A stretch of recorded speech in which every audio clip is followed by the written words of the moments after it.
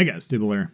Today we got a first look at the Udaloi on this channel here. We got troops in the pilot seat for this game. Now heretofore I've been using the Splendento build that we're going to see right here.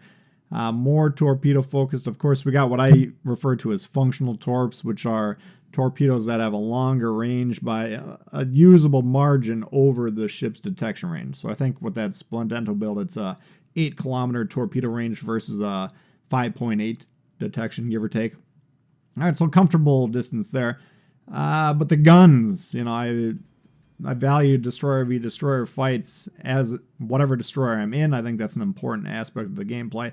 And this one feels like we're not really muscling around the enemy. In fact, I've been having a little bit of trouble beating some of the enemy destroyers in this. So in that case, I don't think, you know, running a middle of the road type of a build on, you know, a pure hybrid destroyer, that doesn't have any value to me. If I want to run a pure hybrid, I'll run the Germans with the sonar, or the Brits, you know, something, you know, both of these sonar ships that have a good balance with the torps and the guns.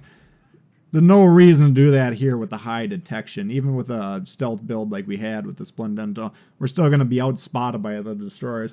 And then if they get this first shot advantage, what's the point if at that point we have basically the same DPM as them? So I'm not really I'm not feeling the default configuration on that ship is what I'm trying to say here. So trying out this build for this game, it's not going to be a damage record or anything in this one, but there's a lot to talk about. First off, why are we deploying over here? You know, if you follow this channel a lot, you know I usually preach play the cap that you deploy on, and here we spawn north of B and we're going towards A. Well, there's a reason for that. We're the only destroyer in this game, ergo we're responsible for a lot of the spotting for our team here. How are we going to spot if we go right into B? Well, the only play we can make if we go into B is basically pin ourselves right on the island that's in the middle of the map and try and outweight the other side. Okay, well, nobody is going to get any spotting value from that because we can't really see anything from that position. So I figure redeploy towards A. It's going to take about 15-20 seconds longer to get over here. Not that big of a difference in terms of deployment time. And we can spot into B, and we can spot through this Gator's Mouth island formation directly to the south here and spot the guys playing around A. So you can see all those red ships. We're the ones spotting a good chunk of them, okay?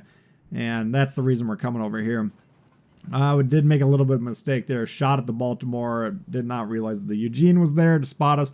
Immediately stop firing, disengage, angle away, dodge those shots there. We're going to ping the piss out of that Baltimore this game.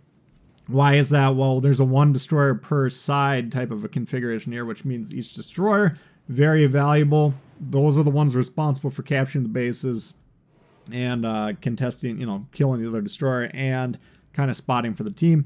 How am I going to do that if I got a Baltimore that can radar me? This is a relatively small map, and they're throwing a huge, they're black holes basically in between A and B, which puts that Baltimore permanently within our range the entire game, okay? So every single time the Baltimore, the one radar cruiser on their team pops up, I'm going to ping him until the game says, "Thou shalt not ping no more." That annoys some people that watch my videos. I don't really care. People that don't shoot radar cruisers, people that don't shoot destroyers annoy me. So, you know, we'll agree to disagree on that one. And I love it, frankly, when I get people on my team that ping the piss. You see there, we ping the piss out of destroyers. We ping the piss out of radar cruisers. That's just how we do it. And I love it when you get those people on my team because I know they know what they're doing and they're helping our team kind of jostle themselves off from zooming down the binoculars. Maybe try and figure out what's all the commotion about. Oh, there's the destroyer. There's the radar cruiser. Let's go ahead and kill those guys. Those are the most important ships in the game, all right? So if you don't know what the radar cruisers are, generally high-tier American, Russian, and potentially British cruisers, okay? You get to Tier 6, Tier 7.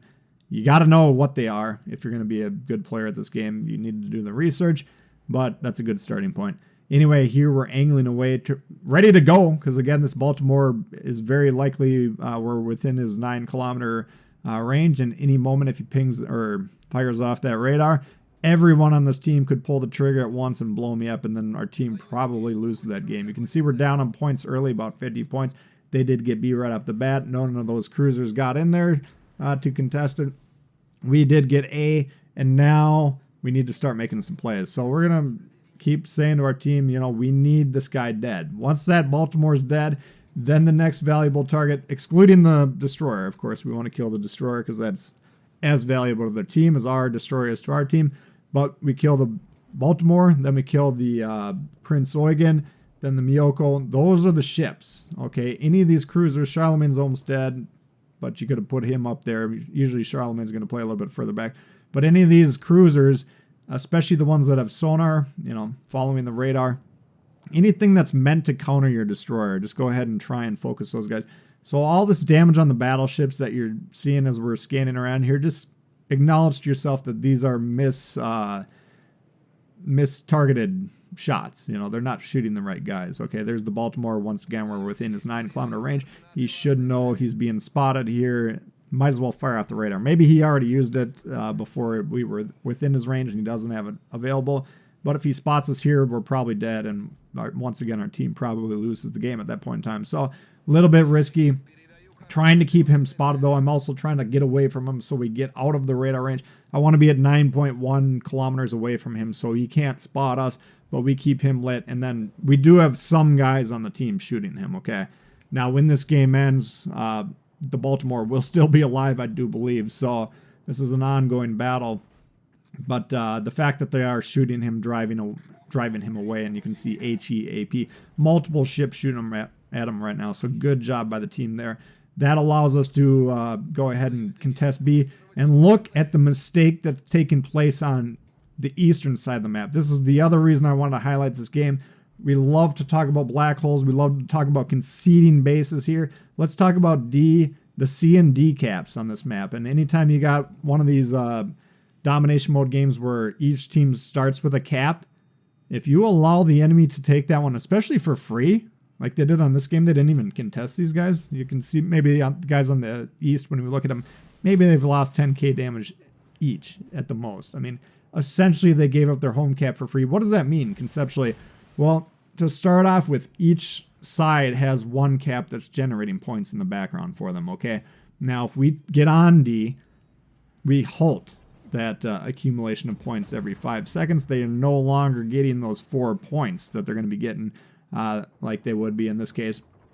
And now, once we actually capture it, they go from producing 4 down to not getting any when we halt the production, and now they're losing 4.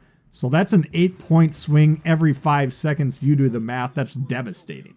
Okay, so you cannot allow the enemy team to capture your home cap. That's just a major problem. And we actually have 4 caps here. You saw there a moment ago, we were able to torp the gap there and nuke, I think it was the Leo. And there's a lot of close ships here, but they're all stuck in the black hole. It takes a lot of engine power, and most of these guys' engines aren't strong enough to escape that black hole. So they're kind of stuck in that formation.